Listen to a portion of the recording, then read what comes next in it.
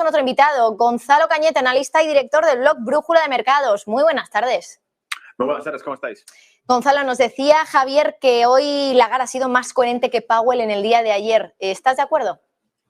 Sí, bueno, es que para mí el discurso que ha dado Lagarde o los resultados, la publicación de tipos era algo más que descontado y más que obvio, sencillamente porque si seguimos la lógica, la tasa de interés de Europa está bastante por debajo de la tasa de interés referencial de Estados Unidos y la tasa de inflación de Europa está por encima de la tasa de inflación de Estados Unidos, lo cual quiere decir que si van a seguir los mismos pasos, las mismas recetas y son al fin y al cabo los mismos arquitectos de la economía y de la política monetaria los que están detrás de cada una de ellas, los pasos son obvios.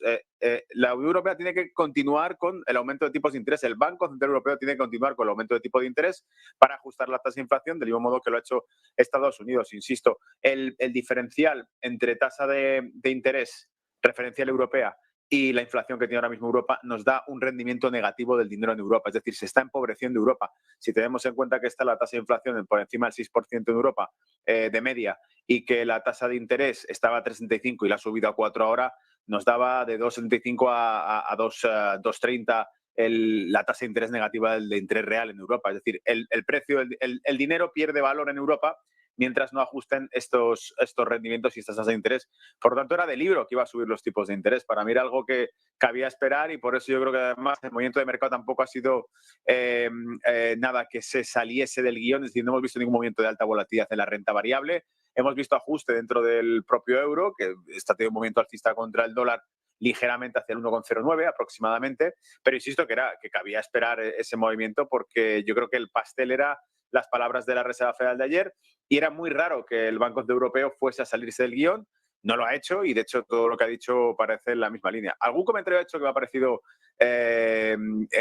propio de que sí que se podría juzgar la referencia que ha hecho a la guerra y a la postura geopolítica y los riesgos que tiene esto sobre el crecimiento económico. Es paradójico que lo mencione ella porque la postura que ha tenido la política o el brazo político de la Unión Europea ha sido de retroalimentar esta guerra y de tomar un bando. En lugar de estar tratando de tomar una posición neutral que beneficiase a los intereses económicos de Europa, toma un bando, sigue financiando esa guerra, Alemania entra en recesión.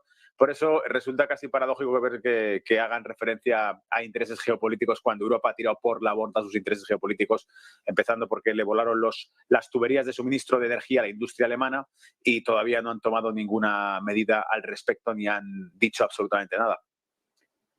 Claro, eso lo ha dicho justo Gonzalo cuando estaba hablando de lo incierto que le parece su proyección macroeconómica, la proyección macroeconómica del Banco Central Europeo, y dice que es incierto por Rusia y por las tensiones geopolíticas. Pero es que me ha parecido muy relevante que la propia Lagarde diga que no se fía mucho de las proyecciones macroeconómicas que hacen ellos, que tienen sus modelos, imagino, y que, bueno, pues su trabajo es ese, ¿no? Hacer modelos y hacer proyecciones macroeconómicas. Son unas proyecciones que han cambiado bastante en 3 meses, dice Lagarde, que porque, claro, tienen más información, pero es que es evidente que cuanto más tiempo pase van a tener más información de la que tenían 3 meses antes. Me da la sensación de que no acaba de explicar bien Lagarde por qué hay esa diferencia, ¿no?, en esas proyecciones. Cierto, yo apostaría por una cuestión. Creo que el motivo es que las decisiones que ha tomado la Unión Europea durante los últimos meses, diría casi durante más del último año, no parecen ir alineadas con los intereses económicos que había esperar desde el guión macroeconómico, sino que más bien son por cuestiones políticas. Es decir, repito, cuando vemos que el acceso a combustible o a energía de la industria europea es suprimido por completo, motivado por este tipo de guerra como pretexto, vemos que al final la Unión Europea compra combustible a Estados Unidos cuando le cuesta 4 veces más caro que comprarlo a los socios continentales que tenían, que era Rusia, pero con pretexto de la guerra, pues se impide que esas negociaciones o que ese desarrollo en las negociaciones continúe hacia adelante. Y no es algo nuevo, es decir, el tema de la guerra digo que es un pretexto porque los intereses de Estados Unidos desde el año 2018, en las reuniones de la OTAN, donde Donald Trump decía que no podíamos seguir teniendo unas relaciones comerciales entre Rusia y Alemania del índole de 100 billones de dólares al año, tenían que hacer algo al respecto. Eso fue literalmente las palabras que utilizó Donald Trump, la publiqué en mis redes sociales esa conferencia,